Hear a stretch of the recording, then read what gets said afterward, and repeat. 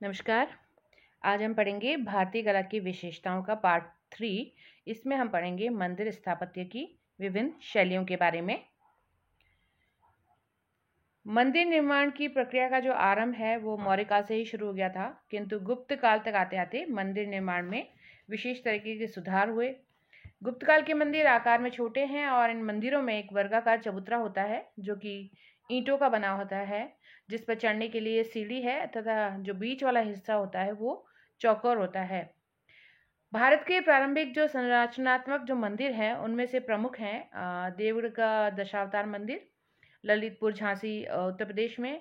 एक है भीतरी गांव का मंदिर जो कानपुर यूपी में है, और भूमरा का शिव मंदिर एमपी के सतना में, और नचना कुठार का पार्वती मंदिर जो कि मध्य प्रदेश के पन्ना में है, और तिगवा का विष्णु मंदिर एमपी के जबलपुर में है। जैसा कि आप पिक्चर में देख रहे हैं, मैंने इसमें जो पिक्चर दी है देवगढ़ का दशावतार मंदिर और भीतर गांव का मंदिर जो इस तरीके से दिखता है, आप सामने देख रहे हैं, एरो लगा के बताया मैंने, और नचना कुठार का पार्वती मंदिर।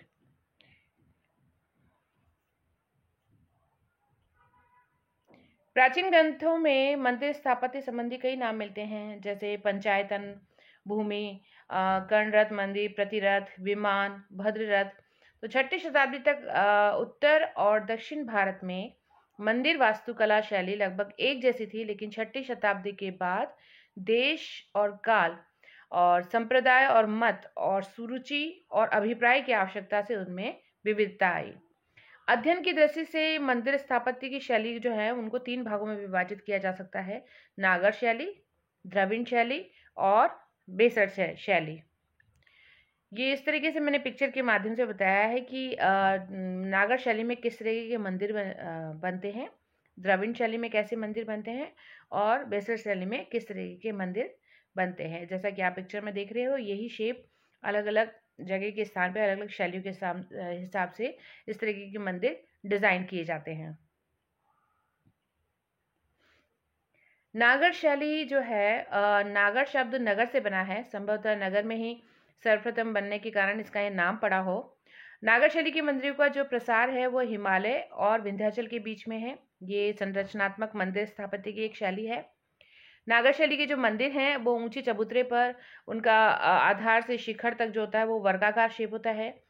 मंदिर के चबूतरे पर चढ़ने के लिए सीढ़ियां होती हैं, और शुरुआत में उसमें मंदिर की छतें जो होती थी वो सपाट होती थी, किंतु बाद में उन पर शिखर का निर्माण होने लग गया। कालिकागम में मंदिर के लक्षण इस प्रकार से दिखाए गए हैं कि ये मंदिर ऊंचाई में 8 भागों में विभाजित किए गए हैं, अष्टवर्ग में, जो इस तरीके से है। सबसे पहले मूल जो बेस होता है, फिर गर्भगृह मसरक यानी नींव और दीवारों के बीच का भाग, फिर जंघा यानी दीवारें, कपोत ये कॉर्निस, शिखर, गल यानी गर्दन, और वर्तुलाकार आमलक, और कुंभ जो कि शूल रहित एक कलश होता है। मंदिर के भीतर गर्भगृह जिसमें मूर्ति स्थापित होती है, गर्भगृह का एक अलंकृत द्वार होता है तथा द्वार स्तंभ पर देव मूर्तियां अंकित होती हैं। हम मंदिर में जाते हैं तो हमें इस तरीके की चीजें दिखाई देती है। गर्भगृह के चारों ओर प्रदक्षिणा पथ रहता है जो कि छत से ढका रहता है, और मंदिर के आगे एक द्वार मंडप होता है। इस शैली में बने मंदिरों को उड़ीसा में कलिंग और गुजरात में लाट और हिमालय क्षेत्र में पर्वतीय कहा गया है। नागर शैली को 8वीं से 13वीं शताब्दी के बीच उत्तर भारत में मौजूद शासक वंशों ने संरक्षण प्रदान किया था। पंजाब, कश्मीर, पश्चिमी भारत, गंगा घाटी और एमपी, राजस्थान, उड़ीसा, बंगाल इन प्रदेशों में अपनी अपनी शैली के प्राय 900 ईस्वी से 1300 ईस्वी के बीच हजारों मंदिर बने थे। पंजाब के हिमालयवर्ती प्रदेश में 8वीं से 9वीं शताब्दी के एक चट्टान में कटे मसरूर और कांगड़ा का मंदिर जो है वो फेमस है। कुमायूं और अल्मोड़ा जिले में भी नागर शैली के पर्वतीय मंदिर हैं, और एक ही चट्टान का नागर शैली का जो बना एक और मंदिर है वो घमनार राजपुताने में है, जो कि 800 ईस्वी में बना वैष्णव मंदिर है। उसके स्तंभों पर अद्भुत खुदाई और नक्काशी, और जो छतें हैं वो संगमरमर की बनी हुई है। जोधपुर के औसिया गांव में 8वीं से 9वीं सदी का बना एक सूर्य मंदिर है, जिसके जो शिखर है वो खजुराहो जो आबू के मंदिरों के शिखरों की तरह ही है। उड़ीसा के सर्वोत्तम मंदिर जो है वो पुरी जिले में है। प्राचीन मंदिरों के जो शिखर है वो छोटे और प्राय सपाट हैं, और मंडप नीची छत वाले हैं, कमरे जैसे हैं। और इस प्रकार के मंदिरों में मुक्तेश्वर का मंदिर और परशुरामेश्वर का जो मंदिर है वो विशिष्ट है। सर्वाधिक उन्नत मंदिर 1000 ईस्वी में बना लिंगराज का मंदिर है, मैंने पिक्चर में दिखा रखा है आपको, जिसका शिखर बहुत ऊंचा है। उड़ीसा के कोणार्क मंदिरों में जो है वो कोणार्क का काला पैगोडा यानी ब्लैक पैगोडा नामक जो मंदिर है वो भारत के सुंदर मंदिरों में से एक है, जिसका शिखर अपूर्ण है और इसका जो निर्माण है वो केसरी कुल के राजा नरसिंह ने 1240 ईस्वी से 1280 ईस्वी के बीच में कराया था। इसी काल में बना पुरी का एक जगन्नाथ मंदिर है, जो कि भारत के बड़े मंदिरों में से एक है। एमपी में खजुराहो के मंदिर अपनी भव्यता, शिल्प, सौष्ठव और कायिक जो दिव्यता है वो उसमें बेजोड़ है। ग्वालियर का सास बहू का तथा तैली का मंदिर, वैष्णव मंदिर भी जो है वो नागर शैली के सुंदर नमूने हैं। उत्तर भारत में विशेषकर जो गंगा घाटी वाला है उसमें अनेक मंदिर जो है ईंटों के बने हुए हैं, और इस प्रकार का जो गुप्तकालीन मंदिर है वो कानपुर जिले का भीतरी गांव का मंदिर है। मैंने शुरुआत में आपको पिक्चर के माध्यम से बताया था। इसी परंपरा में बौद्ध गया का भी मंदिर है। दक्षिण बिहार में कौच का मंदिर है, वो भी ईंटों का बना हुआ है, जो संभवतः 8वीं शताब्दी का है। मध्य प्रदेश के सीरपुर का मंदिर भी ईंटों का ही बना है, किंतु मंदिर के जो चौखट, बाजू और जो स्तंभ है वो पत्थर के बने हैं। द्राविड़ शैली, ये शैली जो थी वो दक्षिण भारत में विकसित होने के कारण द्राविड़ शैली कहलाई, और ये शैली कृष्णा और कावेरी नदियों के बीच की भूमि में अपनाई गई।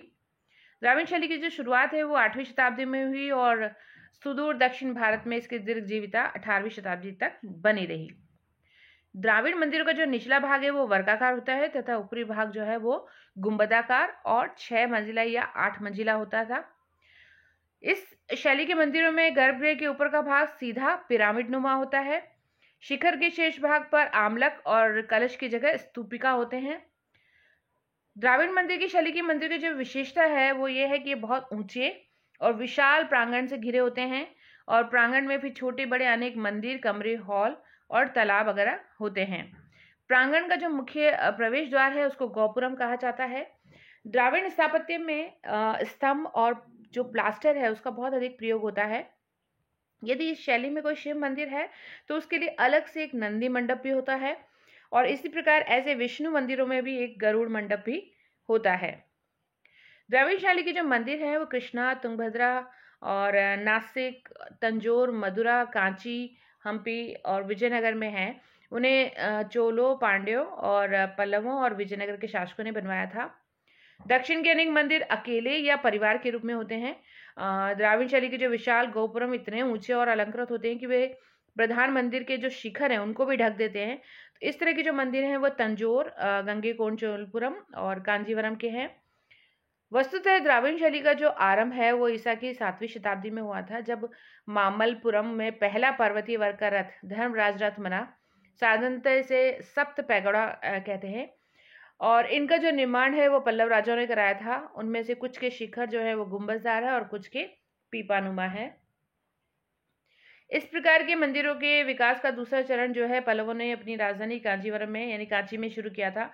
यहाँ के 2 प्रधान मंदिर कैलाशनाथ और वैकुंठ पेरुमाल जो है वो नरसिंह वर्मन के प्रपुत्र राज सिंह के पुत्रों ने बनाया था। ये आप जो देख रहे हैं वैकुंठ पेरुमाल का मंदिर है।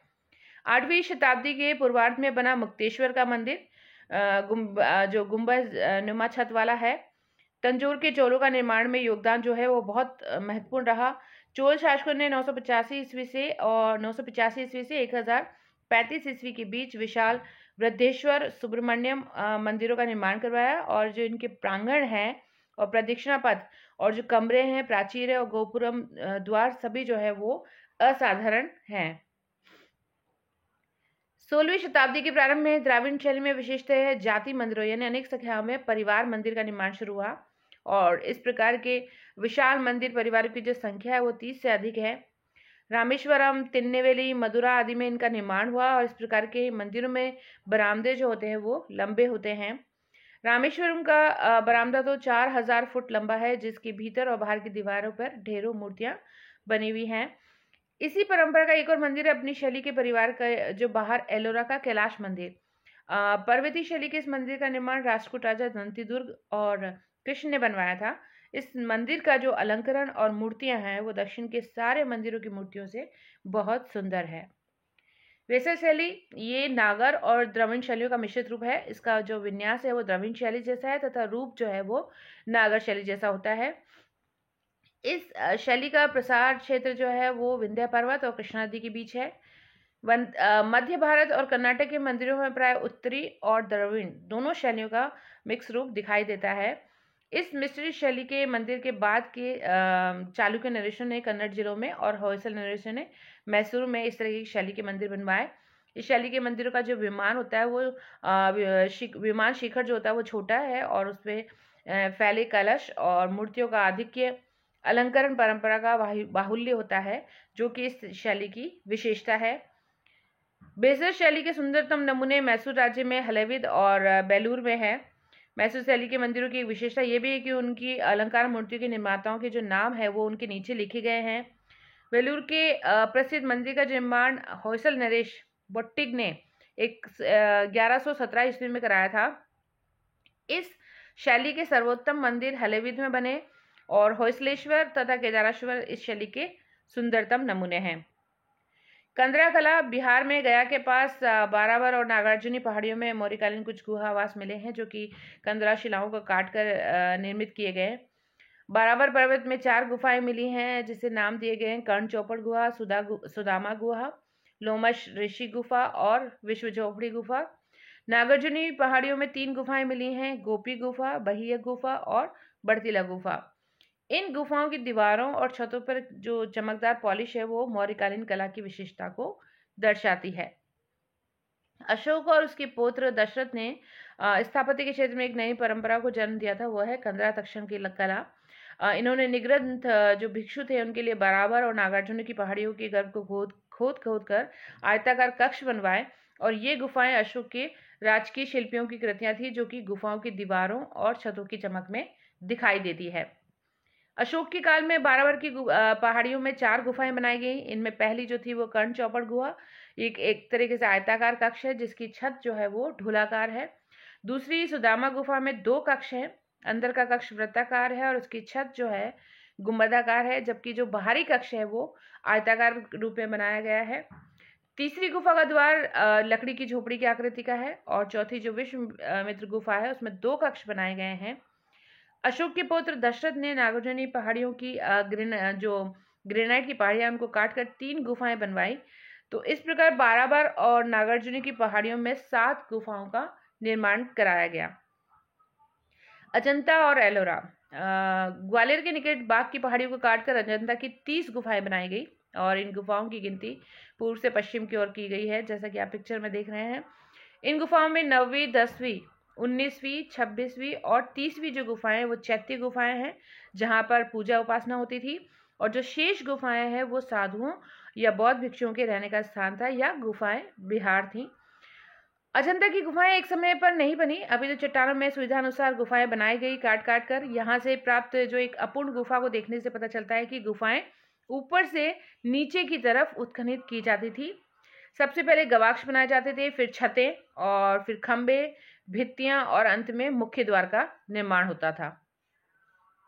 अजंता की 13वीं गुफा सबसे प्राचीन है, जो 200 ईसा पूर्व के लगभग है, और 8वीं और 9वीं और 11वीं गुफाएं संभवतः 200 ईसा पूर्व से परवर्ती की है, क्योंकि इनमें कुछ मूर्तियां भी मिलती है। 8वीं से 13वीं गुफा तक की 6 गुफाएं जो प्रारंभिक हीनयान बौद्ध धर्म से संबंधित है, और जो शेष समस्त गुफाएं हैं वो महायान बौद्ध धर्म से संबंधित है। 6ठी और 7वीं गुफाएं 150 ईसा पूर्व से 500 ईस्वी के बीच की है, और 15वीं से 22वीं तथा 19वीं और पहली से 5वीं तक की जो गुफाएं हैं वो 500 ईस्वी तक की बनी हैं, और कुछ गुफाएं जो यहाँ प्राप्त हुई है वो अभी अपूर्ण है। 9वीं गुफा एक चैत्य गुफा है जो बौद्ध भिक्षुओं का उपासना स्थल थी। इस गुफा में 3 छतरियों के शीश वाला एक पाषाण स्तूप बना है। गुफा की बनावट घोड़े की नाल की जैसी गोलाई लिए हुए है, खोदी गई है। इस गुफा में 23 खंबे हैं। 10वीं गुफा भी एक प्राचीनतम चौथी गुफा है, जिसे आंध्र सातवाहन काल में ईसा से प्राय 200 वर्ष पूर्व बनाया गया था। और इस गुफा में स्तंभों पर बुद्ध की एक समभंगी आकृति बनी हुई है। उनके कपड़ों और सिर के पीछे एक प्रकाश पुंज दिखा रखा है, जिससे पता चलता है कि इस पर गांधार शैली का प्रभाव है। 16वीं गुफा बौद्ध विहार है, और इस गुफा का जो निर्माण है वो 475 ईस्वी से 500 ईस्वी के बीच वाकाटक नरेश हरिसेन ने तपोवन तपस्वियों के निवास हेतु दान स्वरूप दिया था। इस काल में बुद्ध की प्रतिभा का पूर्ण विकास हो चुका था, अतः इसमें एक प्रलंब पाद मुद्रा में बुद्ध की मूर्ति मिले है, जिसे चैत्य मंदिर भी कहा जाता है। गुफा संख्या 2 का निर्माण 500 ईस्वी से 500 ईस्वी के बीच में हुआ था, और 19वीं जो गुफा है वो एक चैत्य है। गुफा संख्या का एक का जो निर्माण वो 500 ईस्वी से 600 ईस्वी के बीच हुआ था, और यह एक विशाल गुफा है। जो 2 का निर्माण 500 से 550 ईस्वी के बीच हुआ था, और 19वीं गुफा जो चैत्य गुफा है उस संख्या का उसका निर्माण जो हुआ वो 500 से 600 ईस्वी के बीच में हुआ था। तो ये एक तरह की विशाल गुफा है जिसमें 14 कोठरियां हैं, जिससे पता चलता है कि ये एक विहार है, और इसमें भगवान बुद्ध की धर्म चक्र प्रवर्तन मुद्रा में एक विशाल प्रतिमा बनी हुई है। एलोरा गुफा महाराष्ट्र औरंगाबाद से 29 किलोमीटर तथा अजंता से 135 किलोमीटर दूरी पर स्थित है, और पश्चिम दक्षिण में चालुक्यों के बाद राष्ट्रकूट शासकों की सत्ता स्थापित हुई थी।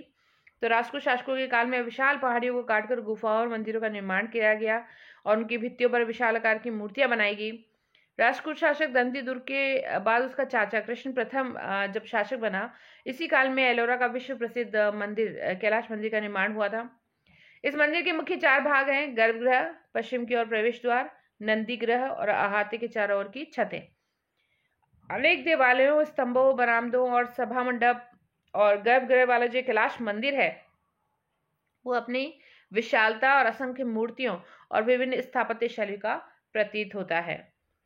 एलोरा में सीधी खड़ी चट्टानों को काटकर लगभग 34 गुफा मंदिरों का निर्माण किया गया है। इसमें 12 जो है वो दक्षिण मुखी बौद्ध धर्म की गुफाएं हैं, और मध्य की जो है वो 17 हिंदू धर्म की, और उत्तर मुखी जो 5 गुफाएं हैं वो जैन धर्म की है, जो कि धर्मनिरपेक्षता का एक ज्वलंत उदाहरण है। इसमें गुफा संख्या 1 से 12 बौद्ध धर्म की गुफाएं हैं, जिनका निर्माण 350 ईस्वी से 700 ईस्वी तक का किया गया है। और दूसरे ग्रुप में गुफा संख्या 13 से 19 जो है वो ब्राह्मण धर्म से संबंधित गुफाएं हैं, जो कि 700 ईस्वी से 972 ईस्वी के बीच निर्मित हुई।